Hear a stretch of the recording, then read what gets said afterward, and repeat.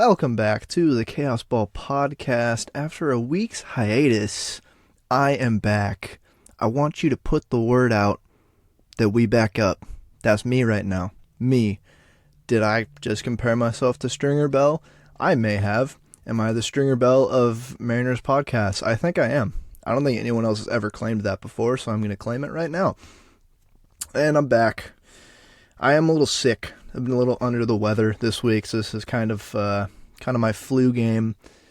Podcasting mid-May about a baseball team definitely has the same kind of weight to it as playing sick in the NBA Finals, I think, so at least.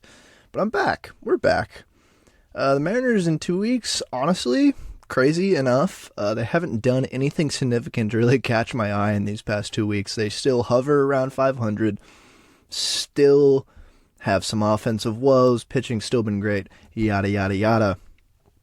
To start the episode, and I think weekly, I'm just going to have a little 5-minute rant, and I'm going to call it the 5-minute rant, despite most of the time it's probably going to go more than 5 minutes. But my 5-minute rant this week, before we even get to the chaos moment of the week, the baseball reference player of the week, my rant this week is going to be about the Texas Rangers.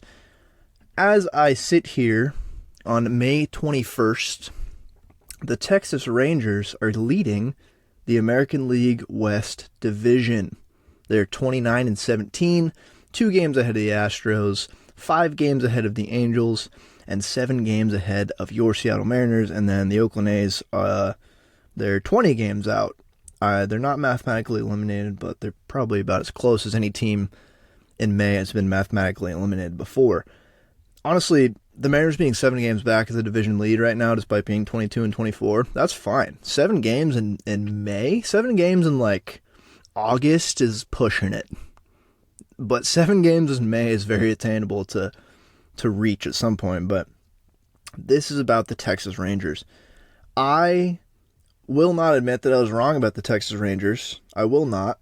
I don't think I was wrong about the Texas Rangers. Going into this year, I haven't even listened back to my preview pod about them, but I know that I'm pretty sure I took the under 82.5 wins. On pace right now, obviously, to go over that. There's still a lot of time for them to go under 82.5, I will say, but all the things that I said in my preview kind of still ring true. I still think it's a very low floor, high ceiling team. Really, what has surprised me is they're getting contributions from every single player. It's been a crazy offense, and the pitching has been quite good to start the year, despite DeGrom being on the IL right now, but that was to be expected, honestly. The pitching is good, but the offense has been fantastic. It's been actually insane how good their offense has been. I think they're second in the league, or tied for second in record right now, with behind the Rays and with the Braves. They're second in run differential per game. It's sitting almost 2.5 runs per game right now, which is pretty insane. That's second in the league behind the Rays as well. In terms of runs scored, second behind the Rays by 2 runs right now. It's the Rays, Rangers, Red Sox are the top 3, which is pretty wacky. And we knew their offense was going to be good. And I highlighted it in the preview. I'm pretty sure they just had a lot of young guys, and they needed a couple of them to step up this year. All of them are stepping up. Every single young upside guy on this roster right now is tearing the cover off the ball. Jonah Heim has been the best catcher in baseball. Josh Young has looked like the prospect that was promised. Adolis Garcia is having a crazy year. Corey Seager was on the IL a little bit, but he's been hitting really well since coming back. Marcus Semien is Marcus Semien. I mean, they're getting contributions top down in this entire lineup, and it's honestly insane. I was expecting maybe 1 or 2 of their young guys to really have a good year, but Ezekiel Duran has looked great too. My dog also in the background is yelling about how good the Rangers offense has been. I'm not going to edit that one out. It's just been top down. The whole lineup has just been raking. In terms of the starting lineup, Robbie Grossman is at a 94 OPS plus.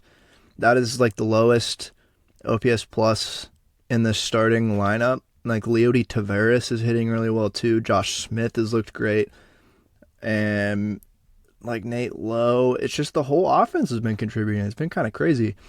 They're hitting the best case scenario. I think when I say low floor, high ceiling, like this is the ceiling of this team. They're crushing teams. Despite having a new ballpark, new Globe Life that is, way less home run happy than their last ballpark, they're putting up so many runs. And I do think there's still holes on this team, and I think there's regression coming for some of these guys on offense. Maybe. I'd really have to look into their expected and all that, but it's been very impressive to watch. Obviously, I still think the bullpen's the weakness, but the starting lineup has been so much better than I thought. DeGrom was awesome. He got hurt, but that has been one of the more expected things this year. DeGrom is on the 15-day IL. Andrew Heaney has been meh.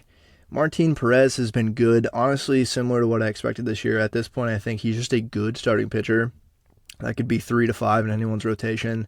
John Gray has been insane to start the year. He's a 144 ERA plus. I think that comes down to earth a little bit.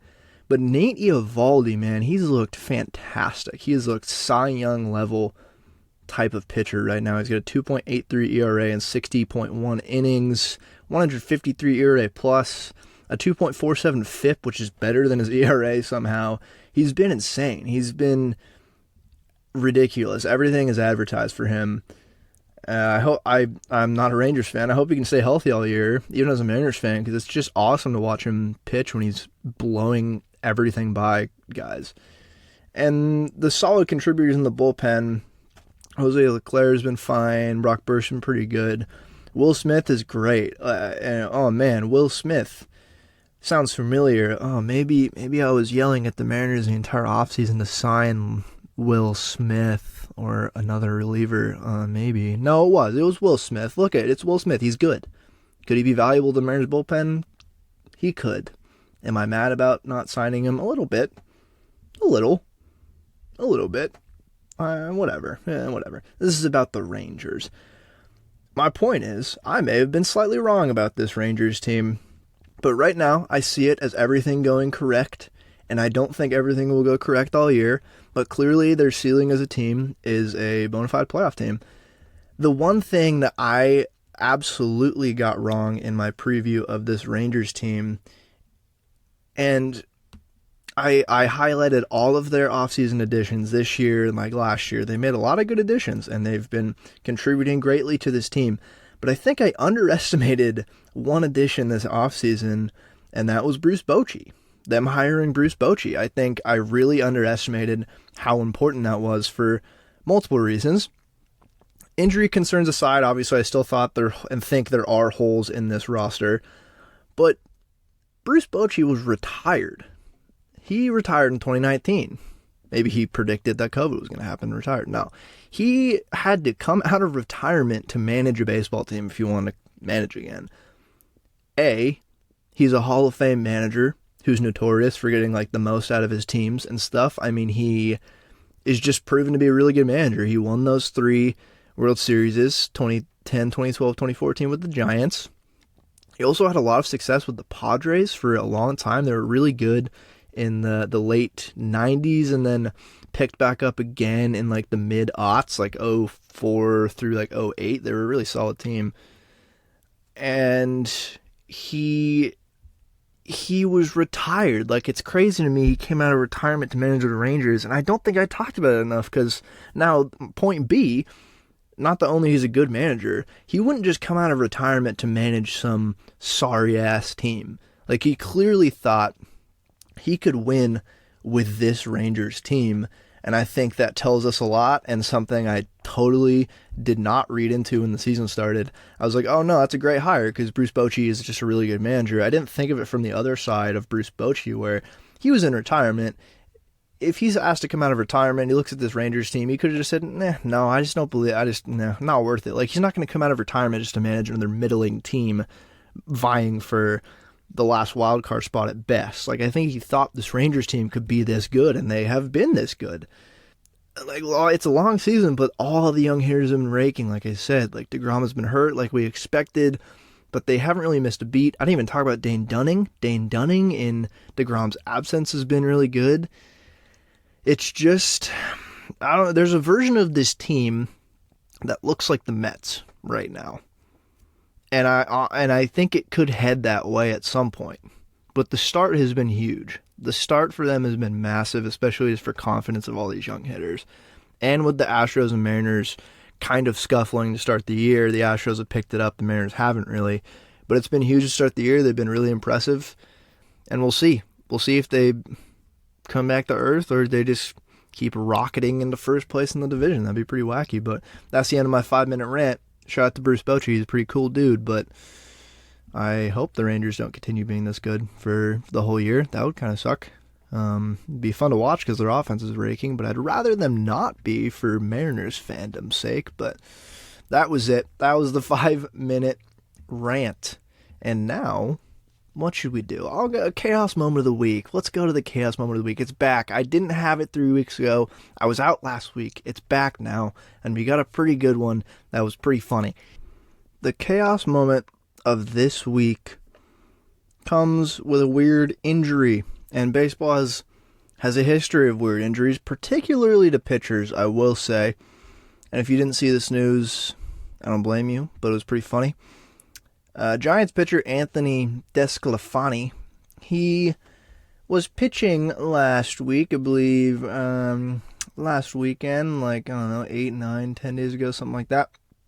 He threw 77 pitches, and then he grimaced in pain an inning before while covering a first base tag on a grounder.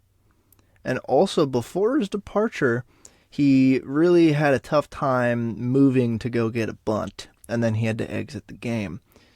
And no one really knew exactly what the injury was, but apparently Gabe Kapler said that a few weeks prior to that, Anthony DeSclafani, he dropped the piano bench on his right toe. Kapler said his toenail took the brunt of it. That was bothering him. He was able to continue to pitch and felt good enough to keep rolling, but we had an eye on him as that nail was coming off and causing him quite a bit of pain. Good Lord. And then DeSclafani was asked about it. Said one of the funnier things I've ever heard. One of the funnier things I've heard this year out of baseball. He said, the thing literally squared up my toe. The most pitcher description of this injury that could have happened. It is really funny. There's not much else to that. Is that basically like it squared up his toe, and he said his toe nail was basically hanging on by a thread. And if you ever try to squeeze yourself into shoes after something like that, or pitch or drive your foot into the ground, ow, that hurts. And he said it just got worse and worse as the nail got looser and looser. And this was hilarious and chaotic to me, and reminded of a lot of just random ass pitcher injuries, but this one was pretty funny, particularly because I read the headline, I saw piano, I saw foot, I saw DeSclafani, and I imagined for a second a cartoon like an Acme type situation. DeSclafani walks out of his, I don't know where he lives in San Francisco, house, townhome, apartment, whatever. He walks out his front door to go get a morning bagel or something, and a cartoon type piano just falls from the sky and crushes him, and he's injured. That's what I imagined this was. Clearly, obviously it's not. It wasn't a full piano. It was a piano bench, so it's different. But I thought this injury was funny, and a good reminder that pitchers, baseball players in general, but again, pitchers just get injured in the weirdest ways. Like last year, even remember Lance McCullers hurt himself after the Astros beat the Mariners in the ALDS to go to the championship series. I'm pretty sure Lance McCullers hurt his elbow after it got hit with a champagne bottle during celebrations, and it had to push his start back for the CS. Pretty ridiculous. I remember pitchers constantly are punching walls with their pitching hand for the weirdest possible reason. Like, what are you doing? It's the dumbest shit ever, and it happens a lot. It's surprising how much it actually happens. Like, I'm thinking Devin Williams, after the Brewers clinched the Central last year, Devin Williams punched a wall when he got home and he was too drunk and was angry at something. And a few years ago for the Blue Jays, I remember Husker Noah, in frustration, punched a wall after a start or something and broke his hand. Just if you're a pitcher, why are you punching anything? But that was the chaos moment of the week. That was just funny, especially because I read the headline and immediately thought of a cartoon moment. It unfortunately wasn't as funny as that, but the way he described it, that it squared up his toe, absolutely took me out. And now it is time for the chaos moment of the week.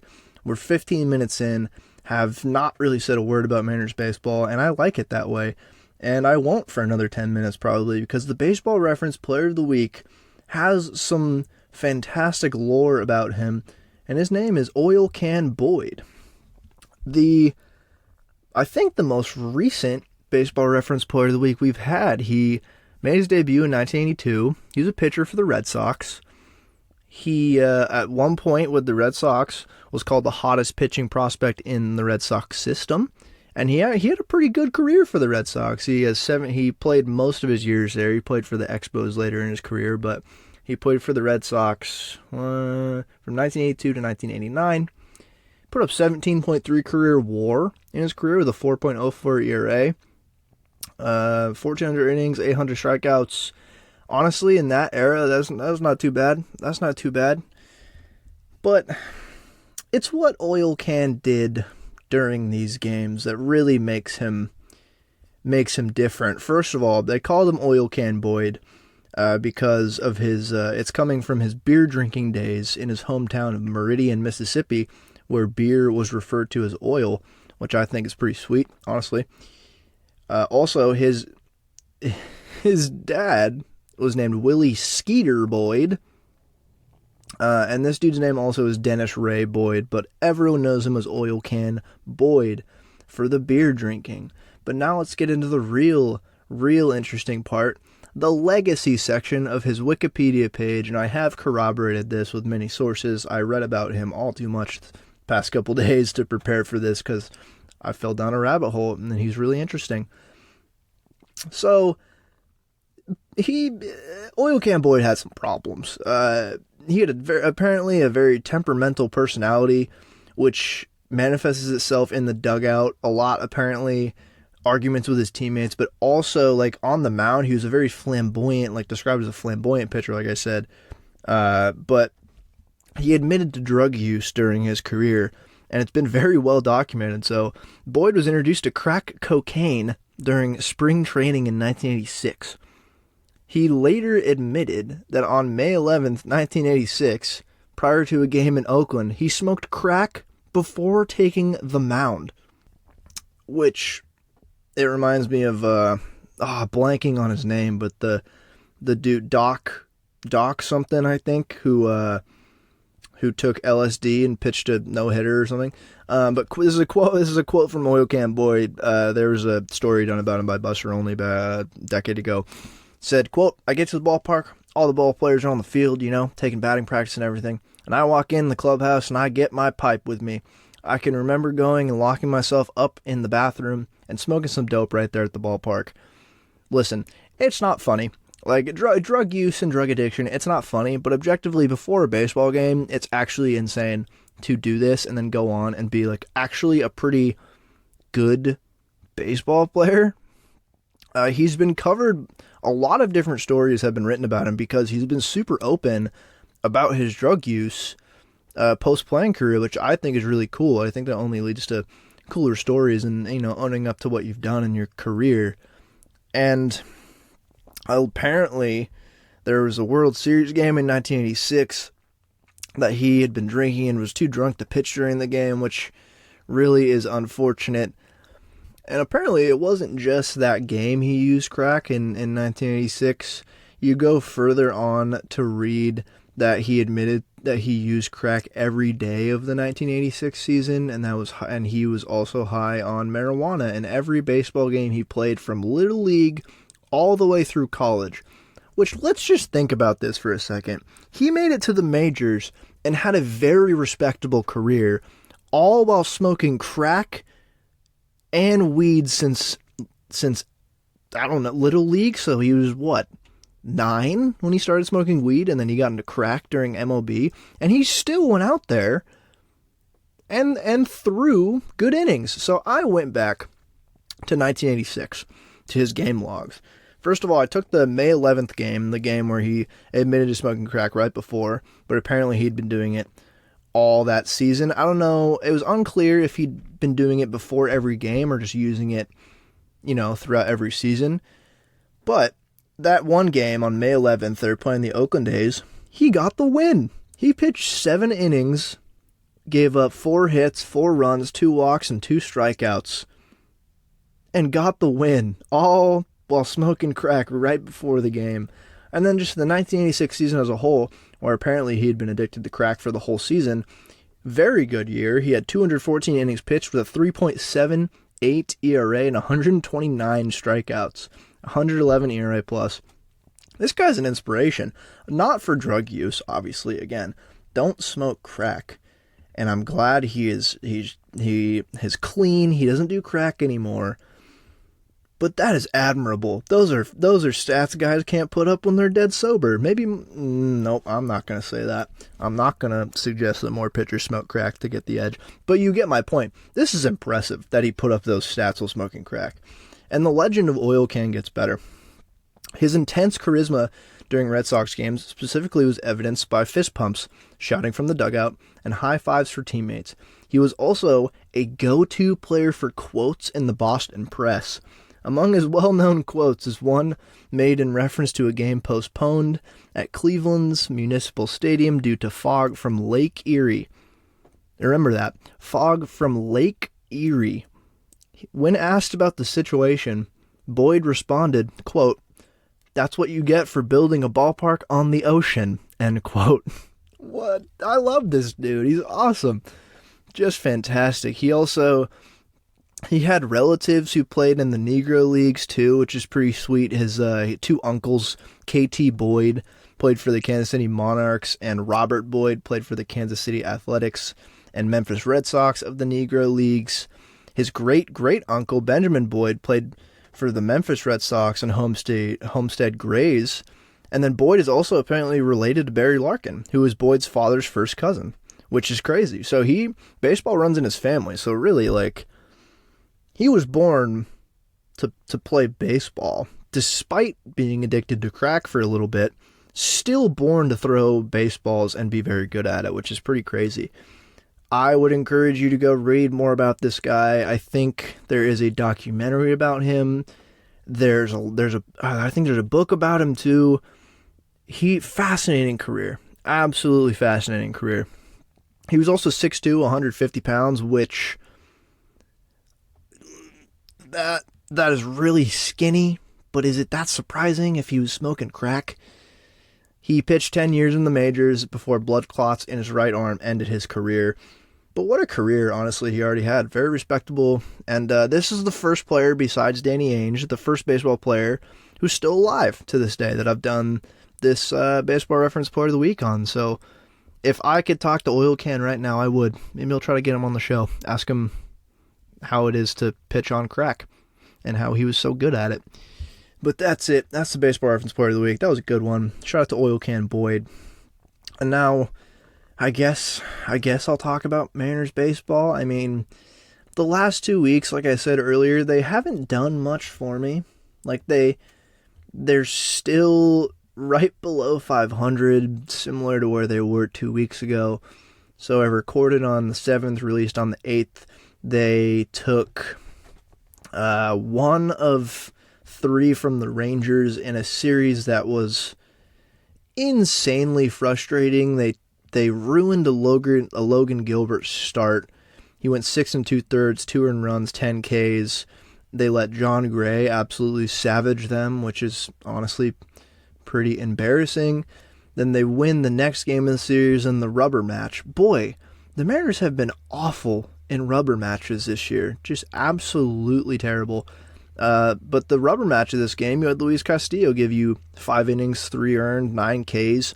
The bullpen came in, only gave up 1 run over the preceding 4 innings, and they let Dane Dunning absolutely savage the offense, and they lose that series to the Rangers, which those games are so winnable at home, and they drop 2 of 3, and then they go to Detroit, they win 2 of 3, they go to the Red Sox, they drop 2 of 3, and then recently they go to the Braves and drop 2 of 3. They refuse to get swept. They refuse to do any sweeping of any kind. They merely want to exist as a meh baseball team. Not much has really changed that much either. The offense is still scuffling. The pitching has been great. The Red Sox series was tough. It was tough. We had Luis Castillo have an absolute howler of a start. Marco had a howler of a start. The offense came alive in the first game and then didn't really do much the next two, but they, gave up 9 runs and 12 runs, so how much can you really ask from the offense there? They're just frustrating me. It's day to day with how this team is going to play. And going into the Braves series, I would have been happy if at the start of the month you told me they took 1 of 3 in Atlanta. Like, Atlanta's an insanely good baseball team. I picked them to win the World Series before the year. But then you look at what happens in that series, and you get, again, stop me if you've heard this before, great pitching and scuttling offense, especially against not Spencer Strider. They didn't face Spencer Strider, which is why the Rangers series was frustrating too. They didn't even face Evaldi, and DeGrom was on the IL. They took advantage on Saturday of the Braves' bullpen day. They beat them 7-3. The offense looked pretty solid, but the day before they lost 6-2 in a game that was pretty winnable up until the late innings when Scott left Bryce Miller out there for the 7th, which honestly, not a great move in most people's eyes. Bryce Miller still ends up, he went 6-1-run innings with 4 Ks, and then he ends up with 3 earned. So still a quality start. His ERA sits at 1.42. That was just a tough one to lose. And today, as I sit here right now after watching the Mariners lose 3-2 to the Braves, George Kirby again with a fantastic start. This dude is so good. Kelnick hit a home run, but no. Kirby goes 7 innings, 3 earned, 6 Ks, 1 walk, and the Mariners offense scores 2 runs total against a starter who they should have probably scored more runs against in Jared Schuster. Like, he looked pretty good, but just, like, they left Caballero on third twice in that game. He ends up hitting a home run, his first of his career. But they still end up losing. It's just frustrating. I don't want to talk about this team, Sometimes I just don't want to talk about them. What I will say is Bryce Miller continues to look pretty good, still throwing 70 to 80% of fastballs. In the Friday start, I think I tweeted about it, the last few starts he's missing a lot more bats, and I think that's just, I talked about it after his first 2. As he compiles more data, teams and batters will continue to figure him out.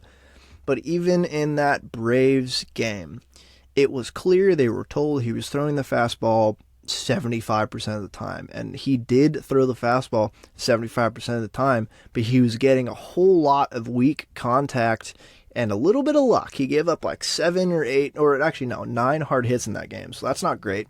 But sometimes when you're pitching this well, you get a little lucky. And he got a little lucky that day and only ended up giving 3 earned. And I'm honestly putting 2 of those earned runs on Scott Service. But he's still, I don't know. I'm not worried about him, but I think his ERA will balloon a little bit the next couple of weeks unless he makes an adjustment with his secondary stuff. But it shows the power of his fastball. The Braves are the best lineup in baseball.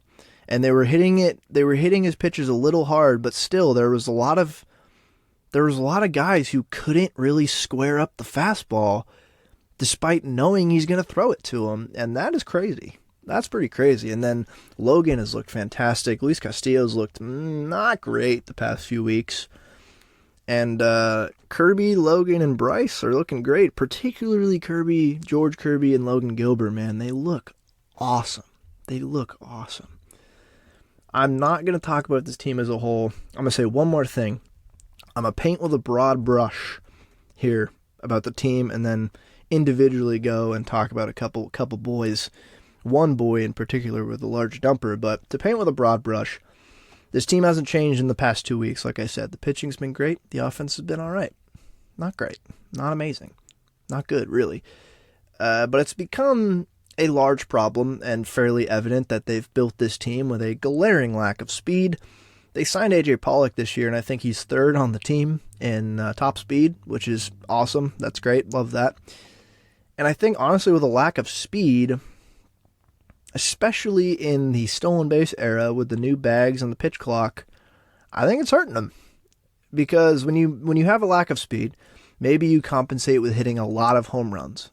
You know, a lot of home runs, a lot of extra base hits. You don't really have to rely on your singles and stolen bases to move guys over. But they're not really doing that either. Or you could also just be really, really solid with runners in scoring position and taking advantage of the base runners you do get. Despite maybe they're not moving over on their own. Maybe you get a team that gets really good at hitting with runners on. Oh, they're not good at that either. So they don't excel at either of those things. They don't really excel at a lot offensively. And I think there's a lot of questions about the team building offensively. It just leaves a lot to be desired, especially in the speed department, especially in this day and age where you're given stolen bases almost at this point. And when you look at the league leaders in stolen bases right now, the Mariners, where are they? They are bottom 6. They're tied for what looks like 25th in the league with 26 stolen bases, tied with the White Sox. The teams below them, the Giants, the Nationals, the Tigers, the Angels, the Twins, the Rockies. There's a common denominator with all those teams. All those teams are meh to bad. And then you look at the teams at the top. It's very interesting, the teams at the top, actually. The Pirates are leading the league with stolen bases, which is a very large factor of why they've been off to such a hot start, cooled off a little bit. The Rays are second. The A's are third. That's like the only thing they do well.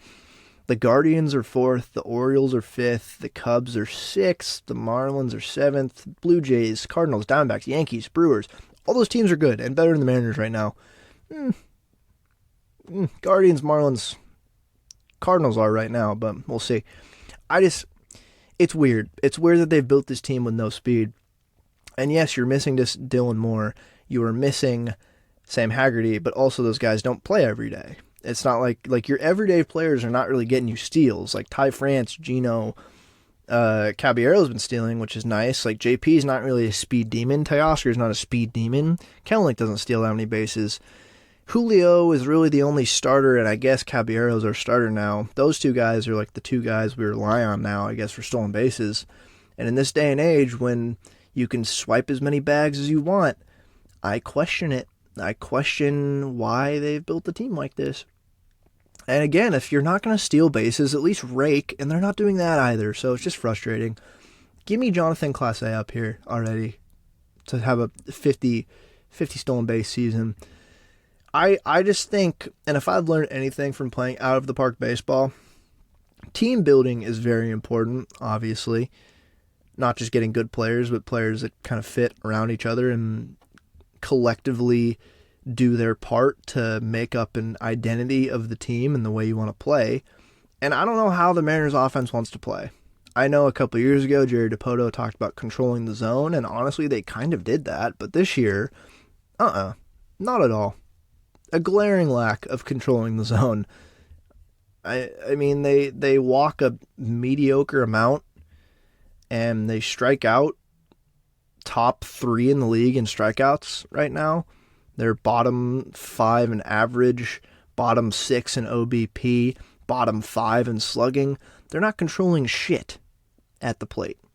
At the end of the day, as if you get guys on and you are a really good stolen base team, that is such a crucial factor in creating runs that your bats have a lack of doing, which the Mariners bats have a lack of creating runs. And we've seen it, like Caballero even today. He should have scored twice, at least once when he was on third. But we've seen it. Julio has been scuffling hard at the plate. We all know this. He's hitting like 210 right now. But he has the most runs scored on the team. Part of it is he played in the leadoff spot a little bit, but he hasn't been in the leadoff spot in a couple weeks. And it's when he's on base, he steals bases. That's why he has the most runs on the team. It's not super difficult to understand. It's just I wanted to voice my frustrations with it. because especially with the stolen base numbers being up and the managers being so poor in that department, I question the team building, and I probably will the whole season. And we're seeing right now a team you build on paper that's 500 on paper, 80 to 85 wins on paper. You need a lot to go right for you to win 90 games like the last 2 years. You need to pull some shit out of your ass. You need to get really good at winning one-run games. You got to get lucky. They haven't done any of those this year. Probably some luck. Probably just like maybe the last 2 years are just biting them in the ass. Because you build an elite team like the Braves, and it's tough to compare to the Braves. They're such a unique situation. But you build a great team, so when you underperform or when you have injuries or when you have new guys who are completely underperforming, you're still hopefully going to win 85 to 90 games when your ceiling might be 100 because you built a great team on paper. When you build a mediocre team and rely on a lot of things to go correct, it just leaves so little room for error. Like, the variance of this team is crazy, and we're seeing it right now with Julio not hitting well. Colton Wong, that trade didn't work out well right now. Robbie Ray's on the IL. I mean, the pitching hasn't been the issue. It's just they've built this team not set up to fail, but with such little margin for error, and when anything goes wrong, it can really throw off the whole season. And the season's not over, it's May, but the speed problem is just, it's manifesting itself a little bit, especially with the lack of situational hitting that this team does. And then Scott and the coaching staff and the front office, honestly, some of the pitching and bullpen decisions they've made this year, and I'm not one to super complain about that because I recognize it's very difficult to do that, and it's very easy on Twitter to say, oh, I would have done this differently after the outcome didn't work out when maybe the process was correct. And I'm guilty of that. I definitely do that sometimes. But some of the decisions, especially recently, like in the Braves series, Bryce Miller goes 6 strong innings, 1 run, 4 Ks. He's at middling, like high 80s pitching, and you put him back out there for the 7th, and then he lets 2 runners on. You take him out and put in Trevor Gott, who has been awful with when you put him into a high leverage situation like that. Gott has been great when you put him in with no runners on base to start the inning. You put runners on and then you put him in, and look what happens. He gives up runs. Like, do they look at the data? Was that just vibes? Was that just a mistake? It was just bad. It was just bad all around. And then taking Logan out too of that game after he was pitching so well and he had under 100 pitches, and they take him out and not let him try to finish out this like 7th. It's just frustrating. But whatever. I'm done talking about this whole team. Let's talk about Cal Raleigh and his defense so far this year. I randomly was like, how's he doing this year? Because he made some strides last season, and I wanted to see how he was doing so far this year. And it's only May, and defensive stats, I don't know. Defensive stats are weird. Even more so than other stats, I tend to not really pay super attention until we're in June or even nearing the All-Star break, because they're pretty volatile sometimes. But I wanted to see how his catching stats lined up against the league so far this year, and then see what improvements he's either made or not made to start the year. Let's start with blocking. He's never really been a very good blocker, and this year he's proving he's still not a very good blocker. He's at -2 blocks above average, which is not great, but that's also what he put up last year, so I think just one of his weak points is blocking at this point. Framing-wise, this one's interesting to me because he was a really good framer last year. He was an elite framer. I think he was 3rd or 4th in the entire league in framing runs. Catcher framing runs last year. This year he's at 0. So, bang average. There are 17 catchers who have at least 1 framing run or above, 4 being the highest, between Jonah Heim, Sean Murphy, and Austin Hedges, which are not surprising. And then there's about 20 guys who are at 0. And Cal is at 0, and honestly, if you're just a league average framer, that's fine. It's just weird. And we'll see what the end of the later on in the season, we'll see what the numbers look like. It's just he was elite last year at framing. Like last season, he had 9 catcher framing runs, and that was good for 4th in the league, which is pretty crazy. And so far this year, it hasn't been as good. Maybe that's his thumb injury. Maybe it's just, I don't know, maybe just, who knows? Who knows, really? And then pop time, catcher pop time. And if you go look at this on StatCast, on Baseball Savant, it is actually insane to see how much better JT Realmuto is than every other catcher at this. He has a 1.81 average pop time. The second place is Christian Bethancourt, 1.88. 0.07 seconds more than the second place, and that is significant. That's a significant amount of time when we're talking pop time. Any fraction of a second matters. And right now, Cal is ranked 25th in the league, 1.97, which is fine. Anything below 2 is like perfectly fine. We live with that, and that's not really bad. It's just not elite. But that's fine. What he really does excel at so far this year, which is really, really encouraging, is throwing. His catcher's caught stealing above average is 2 right now. He ranks 7th in the league. And catcher stealing runs with 1 right now, and that's really encouraging. And then let's just go look at what he did last year and compare. Last year, blocks above average again, -2 last year, -2 this year. I think blocking is his biggest weak point behind the plate. And then his caught stealing above average last year was -1. And so far this year, it's 2, a full 2 above average, which is really, really good. And then you look at his pop time. When he was a rookie, it was 2.08. Last year, it was 1.98. Now this year, it's 1.95. That's steady improvement. Same with exchange time. Rookie, it was 0.91. Last year, it was 0.77. And this year, it's 0.7. And then his arm strength has kind of remained the same. So his arm strength has remained the same, but his pop time and when he gets it out of his glove, it's way improved. And the fact that it's a year-by-year improvement since his rookie year in 2020 run, really encouraging. And honestly, I think blocks is something that would make me a little frightened if he's always going to be a below-average blocker, because I think that is just a really valuable skill to have. But the fact that he's improved his caught stealing numbers significantly since his rookie year is really encouraging, especially going into this new era of new rules. If he's an average framer, that's fine. But then in the next couple of years, if they adopt the robot zone or the challenge system, I don't think framing is going to be as important as it's been emphasized as past decade, as framing runs have become more and more important and stealing strikes have become more and more important. They're going to be less important whenever that system comes in. So if he's an average framer right now, I'm fine with it. It's the fact that he's really improved his caught stealing abilities, pop time, exchange, throwing arm.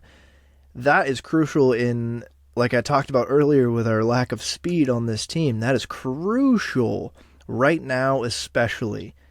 The way guys are stealing, the way the pitch clock has incentivized stealing, the bigger bases, the fact that he is one of the better catchers in the league right now and throwing runners out is so much more important to me than framing. And going forward, I think it's going to be ever more important. So that is, when I was just looking through the numbers, that is what stood out. And that is what really, really encourages me going forward with this guy, especially because it's clear he worked really hard to get better. And honestly, keep the framing. Don't work on framing as much as pop time and stuff, because I just think it's going to be way less important in the coming decades for the game when the robot zone is adopted. I still think it's pretty important, especially right now. And it's weird that he's taken such a step back since last year, but maybe by the end of the season, the numbers will be similar to last year. He'll be an elite framer again, but honestly, again, I care so much more about him throwing guys out. And then really the blocking is what he should really be working on right now. But that was interesting to me, is seeing those weird framing discrepancies so far this year. But yeah, it's only May, so we'll see. We'll see what the numbers look like. I'll check back in like a month or 2 months around the All-Star break just to see where those numbers have ended up. But the steady improvements of the pop time exchange, very encouraging. And it's evident. He's had some really awesome throws at second base this year. Eye test-wise, he does just look more lethal throwing guys out, which is pretty great. Pretty awesome. Now, I don't want to talk anymore about this baseball team. Really, I would like to say George Kirby, he's going to win a Cy Young in his career. I'm very confident in that. I think he might be our best starter right now. He's a quality start machine. He's really efficient, which just makes him go way deeper into games than a lot of starters. He doesn't rely on strikeouts. He gets a lot of strikeouts, but he doesn't, rely on it like I would say, like Logan Gilbert relies on whiffs a lot more. Kirby is just efficient. He doesn't walk guys. He doesn't mess around. He goes right at you. I love watching him pitch. Logan, though, it's a completely different type of thing with Logan. I love watching him pitch almost equally, and especially now with his splitter. That last start against the Braves, he threw like 20 splitters, and AJ Przinsky on the broadcast was like, I've never seen him throw this many splitters. This has to be the most, and it was, by far. It looked fantastic. He was getting whiffs galore with that splitter, especially tunneling that with his fastball, because he runs his fastball up on these hitters at 98 max.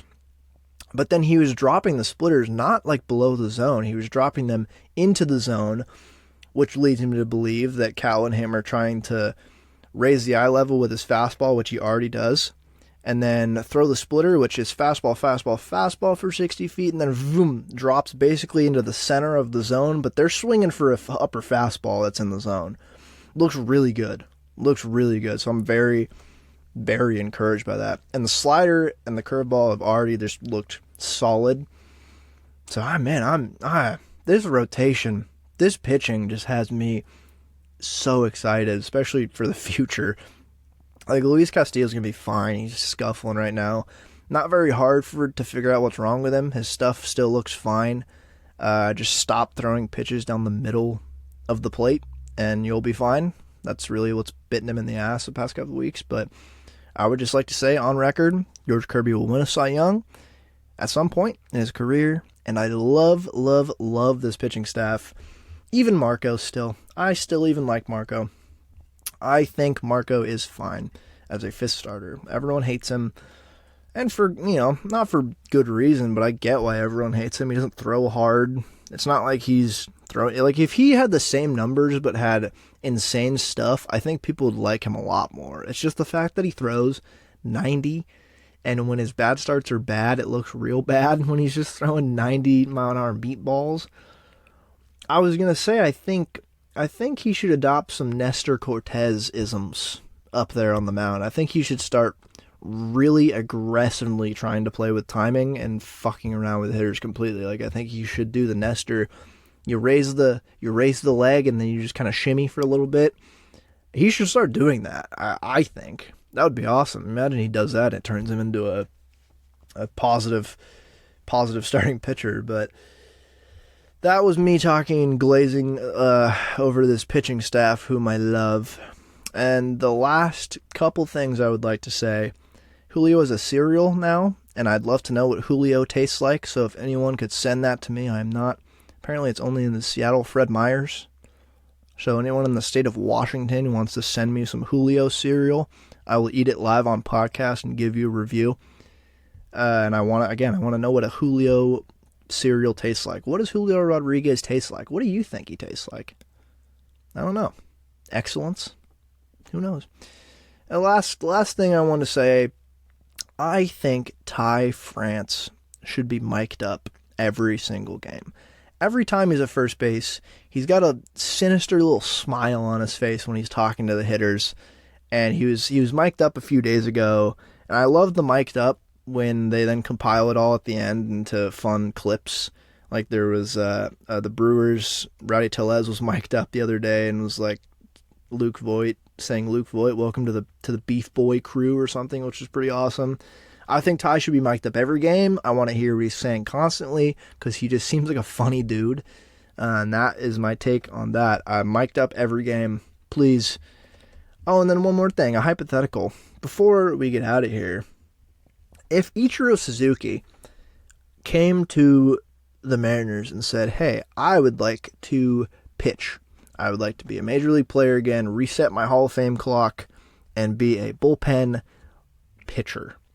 And we've seen Ichiro pitch before. He's pretty damn good at pitching, especially for a position player. We saw him pitch for the Marlins years ago before he retired, and he had like he was throwing like 80-mile-an-hour sliders and was getting up to the high 80s and stuff. He looked like a good pitcher.